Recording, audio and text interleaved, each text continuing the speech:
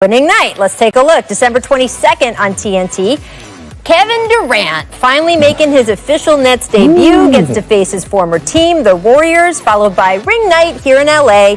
Clippers facing the champion LA Lakers. Then on December 23rd, Giannis and the Bucks facing the Celtics on TNT. CP3 making his debut for the Suns against Luka and the Mavs on ESPN. That'll be a great game. We get to Christmas in a little bit, but Perk, the first game of the entire season, we get to see the Nets and the Warriors face off. Which team would you say has more pressure on opening night? Oh, it's the Brooklyn Nets. Look, Rachel, the world is ready to see Kevin Durant and Kyrie Irving play the game of basketball together. I want to see this team. I know you want to see this team. I know RJ want to see this team. The world is waiting to watch the Brooklyn Nets. Kevin Durant and Kyrie Irving. I can't wait. Yeah, no, I agree. That's a number one. I think if Klay Thompson was healthy, I think that would put a different focus on the Golden State Warriors. And that's unfortunate. Get well soon, Klay, man. We miss you on the court. The game of basketball misses you.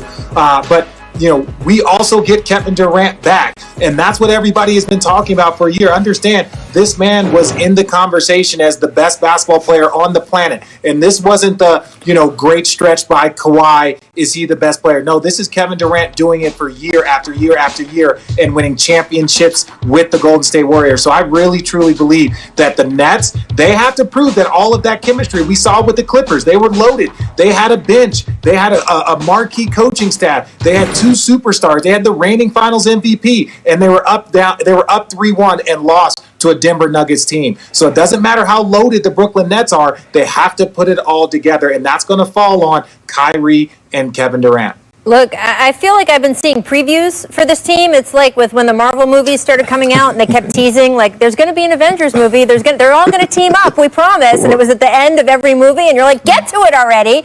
And yes, here we are. They are finally going to get to it. I am so excited to see what this Nets team is going to be. It would have had so much spice if it was Steph and Klay and Draymond and the group that's around them now being able to play their former teammate, the guy that they had to hear, right, for the better part of 4 years. You weren't, only Kevin is what's really pushing you over the edge. So I would have liked to have seen a little bit of the spice there, but I do think without Klay, it's a different game. I am very excited to see the Brooklyn Nets. All right, both teams are also going to be part of the 5-game slate on Christmas Day, so let's get to that. Noon, we've got Zion and the Pelicans facing the defending Eastern Conference champs in Miami. That'll be on ESPN. And then over on ABC, Warriors-Bucks at 2:30, followed by Nets-Celtics. That is going to be Kyrie's return to Boston. And then at 8, Luka versus LeBron and Anthony Davis on both ABC and ESPN simulcast. Finally then at 10:30 Eastern on ESPN, but just dinner time out here on the West Coast, Clippers taking on the Nuggets in a Western Conference semifinals rematch. So Richard, if you had to pick which Christmas Day game is most intriguing for you? Oh, honestly, it's tough because the NBA does a great job of pairing these up. Oh, just pick one. Oh, shut up! I'm gonna say the Clippers one. I'm gonna say the Clippers one. You got a new coach. Paul George is talking about the amount of pick and rolls he needs. So you got a new coach. Your team is going to be adjusted. And the first team that you get is the team that just won 3 straight against you to put you out of the postseason. And you guys were heavily favored to win the championship. So that's the game that I'm going to be looking forward to. Me too, Richard. I'm going with the Clippers versus the Nuggets. And here's why. Because I want to see the Clippers get a heartbeat check. I want to know if they could bounce back to a team that knocked them out, like you said, that they had down 3-1. Paul George, all the complaining about this, that, and the other. Now you have a young stud in Ty Lue. Now you have no excuses. I want to see where your heart is, where the Clippers' heart is y'all go come in and handle y'all business against the Denver Nuggets. Now on the flip side, I want to see if the Denver Nuggets going to show the Clippers that this wasn't a fluke, that we own y'all. We're not scared of y'all. We could beat y'all any given time. He says you have a spark plug off the bench in Ish Smith, a dog who they call on the defensive end, and Troy Brown. So I like the makeup of those Washington Wizards team. You add a Russell Westbrook, a Ferrari engine to this ball club, and guess what, Rachel? It brought chocolate back to Chocolate City. Well, look, Okay. you make. I don't know what that means.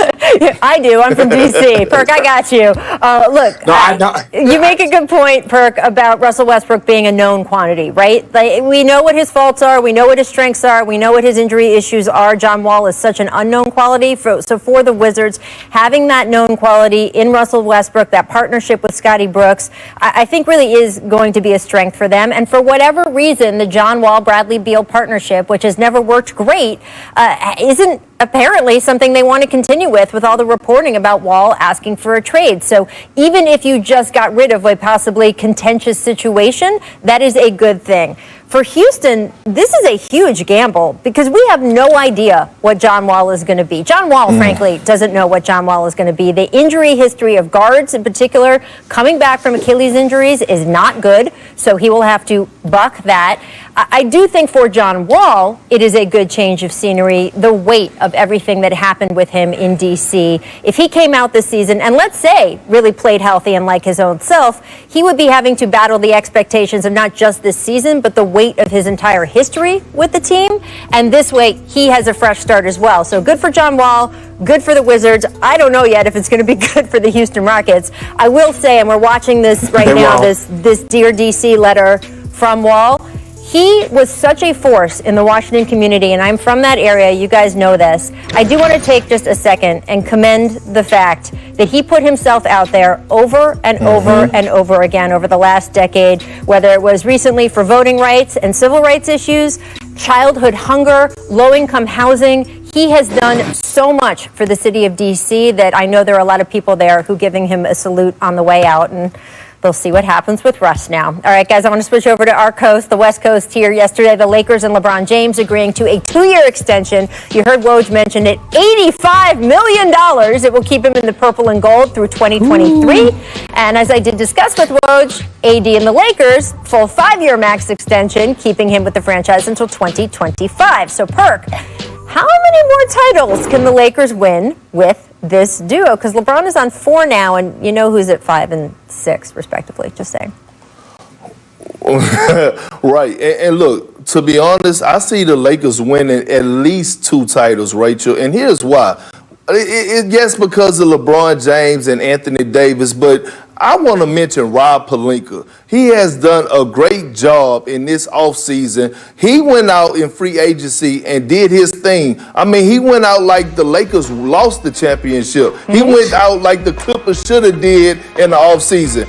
Acquiring Montrezl Harrell, signing him, getting Dennis Schroeder, getting Wesley Matthews at $3.6 million, getting rid of Danny Green contract at $15 million, re-signing Anthony Davis, right? A 27-year-old generational talent that's just hitting his prime. So he's locked in for 5 years, and the Lakers are probably going to get 3 to 4 years of AD in his prime. Yeah, no, Rob Pelinka did a great job. Again, that was, maybe there was some Rich Paul, maybe there was some Bron, but yes, you definitely need to give some love to Rob Pelinka for some of the moves that were orchestrated here, because the Lakers were the biggest winner in free agency, and that's very random. That the team that wins the championship is also the winner in free agency, so that should be scary. Now, there's always going to be like, how did they mesh, chemistry, new roles? That part is yet to be seen, but I don't want to put championship numbers on it. If they don't win one more championship with this pairing and this group of players, it will be a disappointment. But Perk, you know how hard it is to win. Would I be surprised if they won 2 more? No. Am I going to, the 2, they could win 3. Shoot, they should be the favorites every year. They don't have a team quite yet that's like the Golden State Warriors when they had Kevin Durant. When they had Kevin Durant, as long as they stayed healthy, nothing was going to stop them. This is still going to be a team that has to work, that has to fight, that has to get better. So I think over the course of this Bron extension and AD's contract, I think the championship one, I think, is what they should focus on. And then after that, anything other than that is just gravy. Well, they have so much going for them, right? They have obviously such a strength with LeBron and AD as the core of that team. It makes free agents want to come to you. It makes players want to come to you in a trade. It makes guys want to take less money to fit into the organization. But it's more than that. They have clarity, and that is what we have seen has been missing in so many locker rooms, right? everybody knows what their job is on this Lakers team. And I think LeBron's first season in LA, there was obviously a lot of lack of clarity. And even the previous offseason, it's fantastic that it ended in a championship, but obviously there was some lack of clarity in that previous offseason. And now they've had great clarity in this offseason setting up the team. So I just think that that's a huge organizational advantage for them. And it's to their credit, to LeBron and AD's credit, and to Rob Pelinka's credit. And of course, let's not forget Frank Vogel's credit to set everything up that way. They have such a strength going into this year. All right, guys, we have such a strong show going into this show because coming up, we're going to be talking about our Christmas Day schedule, friends. Perk and Richard will answer what the best games are. First, though, here's a welcome back to The Jump. The NBA